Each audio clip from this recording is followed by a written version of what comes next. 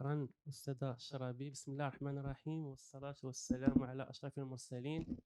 سعيد جدا أن أكون ضمن المحاضرين بهذا المؤتمر المميز الذي ينظم بمدينة أكادير تحت إشراف جمعية التواصل الصحي، والشكر الجزيل للسيد العميد رئيس المؤتمر والأستاذ بوصفيحة على قبولهم بإشراكي في تنظيم هذا المؤتمر. فالشرف كل الشرف لي على هذه المهمة.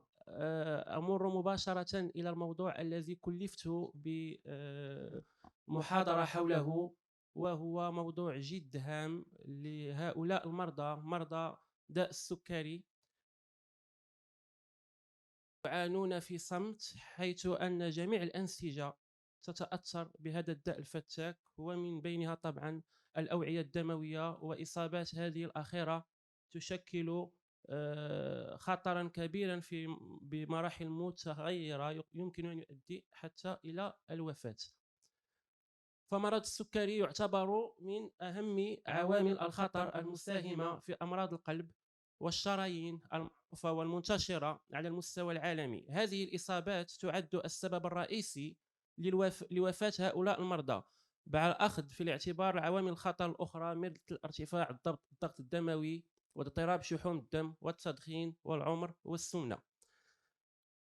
فمرض تضيق وانسداد الشرايين المزمن بصفة عامة في الأطراف السفلية هي الآفة المسؤولة عن نقص التروية، وذلك بسبب تصلب الشرايين التي تعيق تدريجيا تجويفها، مما يعيق التدفق الدموي في الأطراف السفلية. ولدى مريض السكري فالإصابة بهذا المرض الذي يسبب التضيق والانسداد يضاعف ب3 مرات، حيث يشكل هذا المرض عامل الخطر الرئيسي لتصلب الشرايين. فمريض السكري له خصوصيات على مستوى الأعراض السريرية أو أماكن الإصابة، وكذا طرق العلاج بالنسبة للإصابات على مستوى الشرايين. ونقف على اعتلال الأوعية الكبيرة بسبب تصلب الشرايين، وكذلك الأوعية الدقيقة عن طريق تلف الشعيرات الدموية. وجميع المضاعفات التي نقف عليها فهي مرتبطة بتطور السكري لمدة طويلة وبدون مراقبة أو علاج فعال. فيمكن أن نقول بأن مرض السكري هو القاتل الصامت، إذ تتطور المضاعفات بدون تعبير سريري، مؤدية إلى إصابات نسيجية تدميرية بدون رجعة غير رجعية لحالتها السليمة الأولية. هنا تكمن الأهمية الكبرى للكشف المبكر وللوقاية.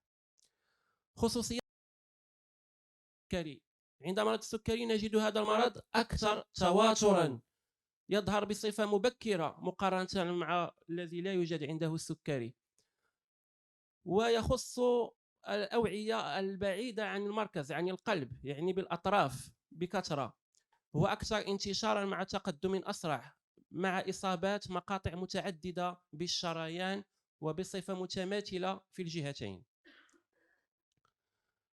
ونسجل أيضا إصابات أكثر على مستوى الشريان الفخذي العميق كما يوجد هنا بهذه الصورة، وكذلك بالمحاور الشريانية للساقين بصفة أكبر.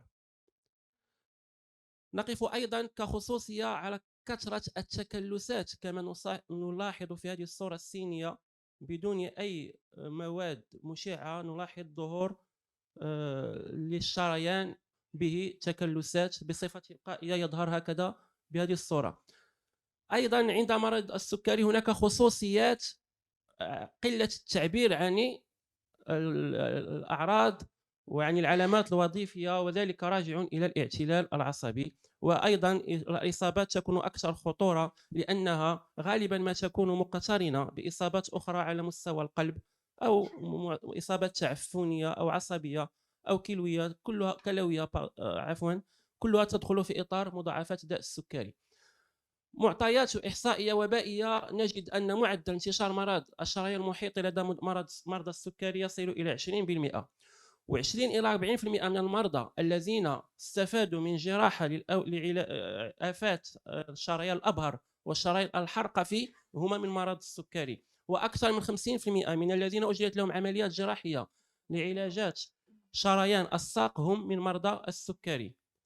هنا نجد الدور الذي يعمله هذا المرض في ظهور هذه الإصابات. بالنسبة للفيزيولوجيا المرضية، الكل يعرف بأن جميع شرايين الجسم تتأثر بتطور داء السكري بغض النظر عن قطرها، حيث يأخذ تلف الشرايين أشكال مختلفة بالنظر إلى العضو المعني، ونقف على مضاعفات اعتلال الأوعية الدقيقة التي ستؤثر على الكلى، والمريض سوف يصاب بقصور الكلوي كما شاهدنا بالأمس، أو الأعين، مرض الشبكية، أو الأعصاب، نهاية الأعصاب الحسية وغيرها. وهناك أيضا مضاعفات اعتلال الأوعية الصغيرة وليست الدقيقة، الصغيرة أكبر حجما، والمتوسطة والكبيرة. وهنا سوف نجد الشرايين التاجية على مستوى القلب، شرايين الأطراف السفلية، الشرايين السباتية على مستوى العنق، جذوع الأبهار عند انطلاقه من الصمامات القلبية، والشرايين الأبهار على مستوى البطن. والإصابات التي سنقف عليها هي تصلب الشرايين، حيث أن ارتفاع السكر في الدم يؤدي إلى دخول هذا الأخير بشكل غزير إلى مختلف الخلايا والتأثير على وظيفتها. ونجد تضخم في الطبقة الباطنية للشريان، هذه الطبقة والمعبر عنها بالفرنسية بلانتيما، حيث سوف تتم ترسبات على مستوى هذه الطبقة لصفائح مركبة. هناك أيضا تدمر في الطبقة العضلية، هذه الطبقة العضلية الملساء للشريان والمسؤولة عن التمدد وعن الانقباض للشرايين لكي تتأقلم مع حاجيات الأنسجة لتوفر لها التغذية الملائمة من الدم، سوف تتلف وتضمر، وهكذا الشرايين لن يؤدي وظيفته في التروية كما يجب. هناك بعد ذلك سوف يتم التطور نحو التصلب والتكلس، ومع إعاقة تدريجية في تجويف الشريان، حيث يتم الانسداد التدريجي لهذا الشريان، ومما يشكل عائقا أمام تروية الأنسجة، ومع الانسداد الكلي فيما بعد بصفة تدريجية. بالنسبة للتشخيص السريري، بطبيعة الحال هناك عوامل الخطر المعروفة التي وقفنا عليها، وخصوصا التدخين. لدى مريض السكري إذا اجتمع التدخين مع السكر فلننتظر الطامة الكبرى على مستوى الشرايين. هذين العاملين كما نقول بالفرنسية يعطون ils donnent une aggravation exponentielle لخطر الإصابة بالشرايين. بالنسبة للتدخين يجب الاشتغال على هذا المستوى. نمط الحياة وكيفية تتبع السكري مهمين جدا، لأنهم يساعدان في تأخير ظهور هذه المضاعفات. بالنسبة لعلامات العرج المتقطع الناتج عن المشي، هنا عند المشي يعني عند الجهد العضلي سوف يشعر المريض بتشنجات على مستوى الكاحل هنا كما نلاحظ في الصورة، مما سوف تدفعه التوقف، يعني إلى انقطاع هذا الجهد حتى تختفي هذه العلامات. هذا يشير إلى طبيعة الشرايين لهذا العرج الذي سوف يرغم المريض على التوقف، وهذه ميزة خاصة. بالنسبة للفحص الدقيق للقدمين، سوف نجد اضطرابات جلدية نتيجة هذه التصلبات على مستوى الجلد، نجد جلد رقيق ولامع مع سقوط للشعر وأظافر سميكة نتيجة قلة التروية بالدم المشبع بالأكسجين. وفي مرحلة متقدمة الغرغرينة، وهي موت الأنسجة على مستوى كما نلاحظ هنا على مستوى الجلد. الغرغرينة الجافة والغرغرينة الرطبة. بالنسبة للغرغرينة الجافة فهي محدودة وغير متطورة كما نلاحظ هنا نتيجة للانسدادات الشرايينية. أما الغرغرينة الرطبة فهي متطورة مع انتشار العدوى نحو الهياكل المجاورة، ويمكن أن تنتج على انسداد الشرايين، ولكن خصوصا نتيجة لتعفنات عن طريق جراثيم. فحص الأوعية الدموية، أي مريض مصاب بالسكري يجب أن نفحص نبضات شرايينه على مستوى كلا الطرفين السفليين بشكل منهجي للجهتين، على مستوى الفخذ، الشرايين المئبضي، على مستوى الرجلين والساقين، الكاحل والرجل. وانعدام هذه النبضات يعكس اعتلال الشرايين وضعف التروية، مما يدعو إلى إنجاز فحوصات تكميلية للوقوف على هذه الإصابات. يمكن أيضا الاستماع لمسارات الشرايين، حيث سنجد صفير على مستوى هذه الأخيرة، مما يؤكد وجود تضيقات. الفحص السريري الجيد لدى مرضى السكري سوف يضمن لنا تدخل جراح الأوعية الدموية في أسرع وقت ممكن، وبالتالي سوف تكون النتائج الجيدة، وسوف يمكننا من تجنب الإصابة بالقدم السكري التي سوف تؤدي في غالب الأحيان إلى عملية البتر وارتفاع نسبة الإعاقة.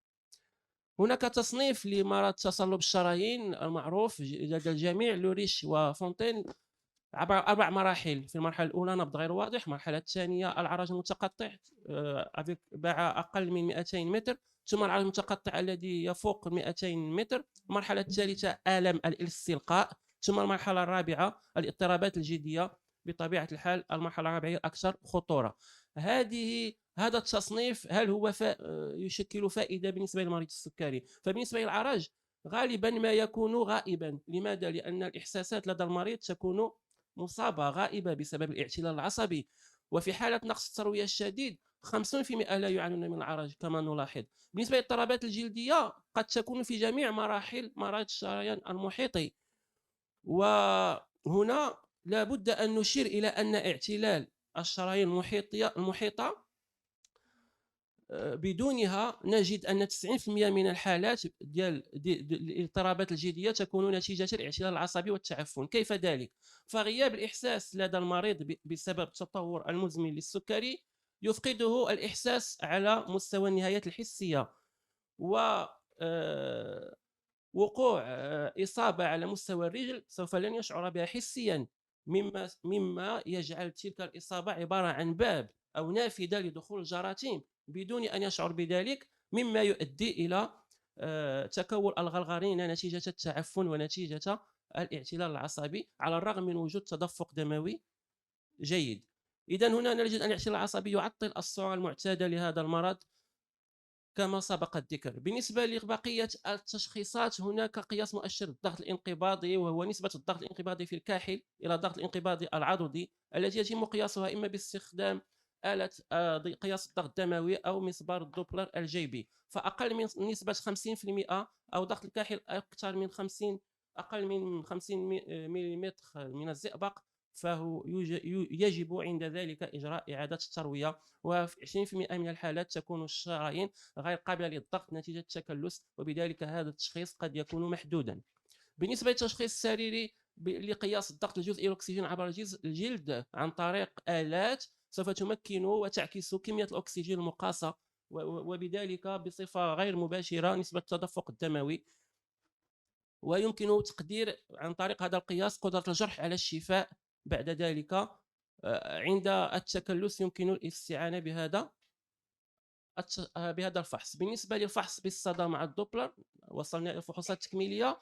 يعتبر الفحص المرجعي نظرا لتوفره وعدم صعوبته لكي نقف على إصابات الشرايين، حيث يسمح بالاستكشاف المورفولوجي للشريان والفحص لكافة أنسجته، وكذلك الديناميكي عن طريق تحليل منحنى سرعات العناصر التي تتحرك داخل الدم، وبذلك تعكس بصفة غير مباشرة حالة هذا الشريان، هل هو به تضيق أو به انسداد أو به تدفق سليم. يمكن أيضا الوقوف على الصفائح المترسبة التي قرأناها فيما قبل عن طريق الاستكشاف المورفولوجي بالفحص بالصدى. أيضا يمكن الوقوف على التكلس وعلى التضيق، حجمه، مدى تأثيره على تروية الأطراف، وكما قلنا وتحليل المنحنى. كما نلاحظ هنا، نعتذر على هذا الشرايين المئبضي به تضيق يلاحظ بهذا الدوبلر بالألوان أو عن طريق النبضي، حيث نلاحظ هنا منحنى السرعات وقع عليه اضطراب. الانسدادات الكلية كما نلاحظ هنا بالنسبة للشريان الضنبوبي على مستوى الساق. أيضًا هذا الفحص يمكن من الوقوف على الموقع والتأثير على الشرايين المتفرعة، إلا أنه غير كافي للاعتماد عليه لأخذ منهجية العلاج. بالنسبة للأشعة السينية القياسية يمكن أن نقف على التهاب العظم أو على التكلسات كما رأينا فيما سبق، كما نلاحظ هنا في هذه الصورة للشريان التي وقع على تكلسات بسبب السكري.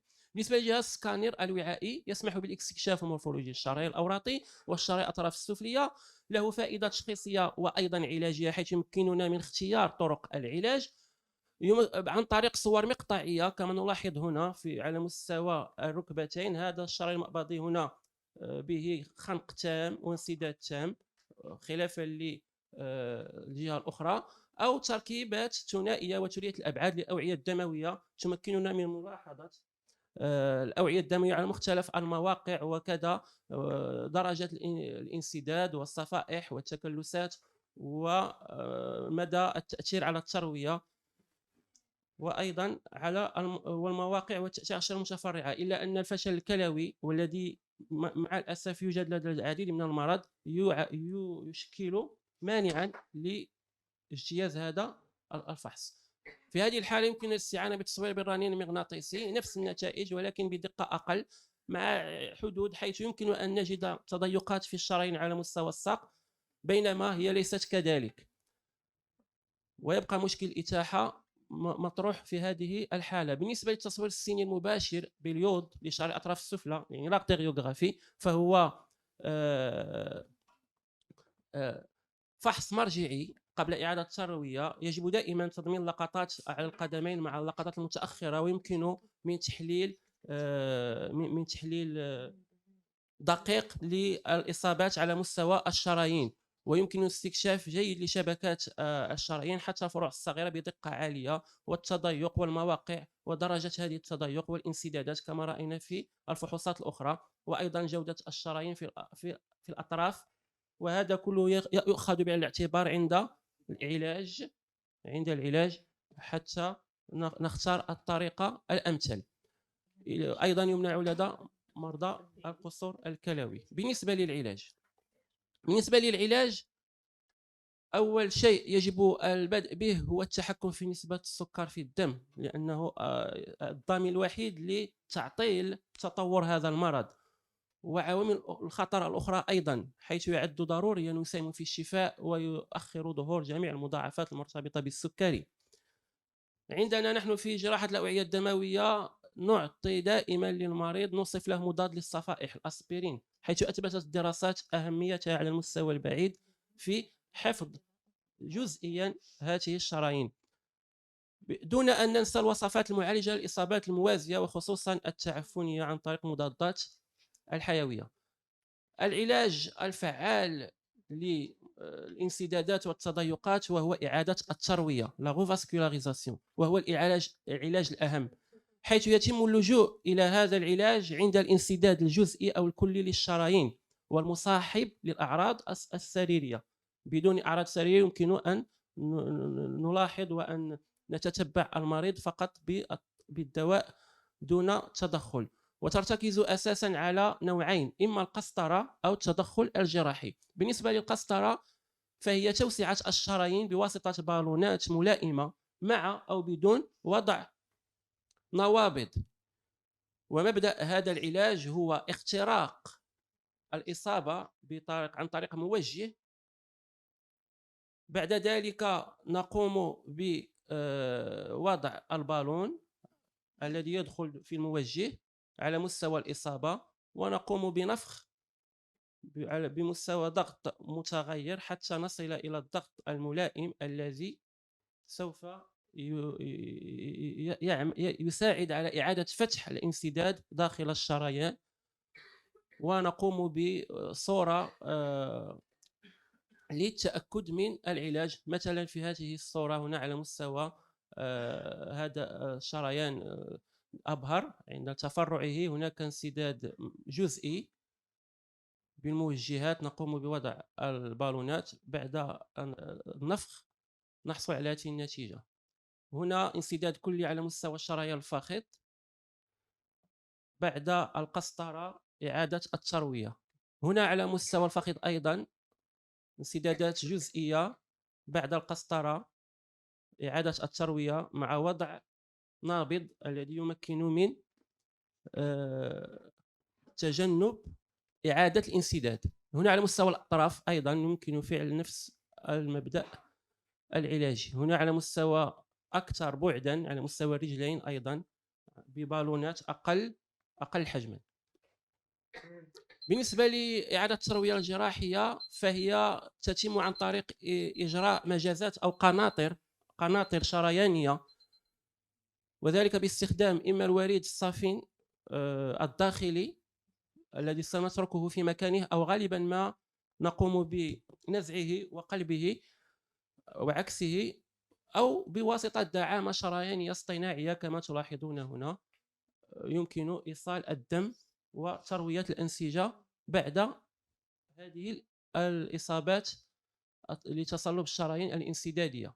هذه صورة لقنطرة عن طريق الوريد وهي قنطرة شريانية، وهذا مراقبة بعد العملية لهذا المريض عنده انسداد كلي في الشرايين الفخذي، وعن طريق الوريد قمنا بهذه القنطرة تسمى بونتاج ديستال. بالنسبة للبتر وإزالة الغرغرينة هو علاج لا بد منه عند وجود غرغرينة، حيث يجب إزالة الغرغرينة بشكل في أنسجة التي هي غير مصابة حتى نضمن العلاج كما تشاهدون في الصورة. بالنسبة لنقص التروية الحرج قبل البتر يجب إجراء تقييم لخطر البتر باستخدام تصنيف عدوى الجروح ونقص التروية والإصرار على التروية متى أمكن ذلك للحفاظ على الطرف للمريض وعدم نزعه. في حالة عدم إمكانية ذلك لا يعتبر البتر هي عملية ليست سيئة، وإنما تنقذ حياة المريض، لأن إذا تركنا الغرغرينة كما هي عليه قد تؤدي إلى عواقب خطيرة جدا تؤدي بحياة المريض. هنا بتر على مستوى الفخذ، هنا على مستوى الساق، وهنا على مستوى الرجل. بطبيعة الحال بعد إعادة التروية حتى نضمن العلاج. وهنا لا بد أن نشير إلى خطأ كبير غالبا ما نقف عليه، هو إجراء البتر دون استكشاف الأوعية الدموية، فهذا يخاطر بالشفاء ويؤدي إلى تفاقم ثانوي نقص التروية مع خطر البتر الكبير. لذلك فضلا يجب فحص النبضات الشريانية، وإن استدعى الأمر القيام بفحص بالصدى للوقوف على مدى عدم إصابة الشرايين قبل عملية البتر. كخاتمة، مرض الشرايين المحيط لدى مرض السكري هو شائع وخطير، يعد العامل الخطر الأكبر، وله بعدين: بعد وظيفي البتر وحتى بعد حياتي قد يؤدي إلى الموت عن طريق المضاعفات. فحص النبضات هي وسيلة بسيطة إكلينيكية يمكن القيام بها لدى جميع المرضى من طرف جميع الأطباء، والكشف المبكر عن مرض الشرايين المحيط لدى مرضى السكري من شأنه أن يساعد تجنب المضاعفات الخطيرة عن طريق فحص منتظم ومنهجي لتفادي الوصول لمرحلة العلاجات الأكثر تعقيدا التي شاهدناها، والتي تشكل عائقا مع الأسف ليست هي في متاحة لجميع المرضى لعدة أسباب.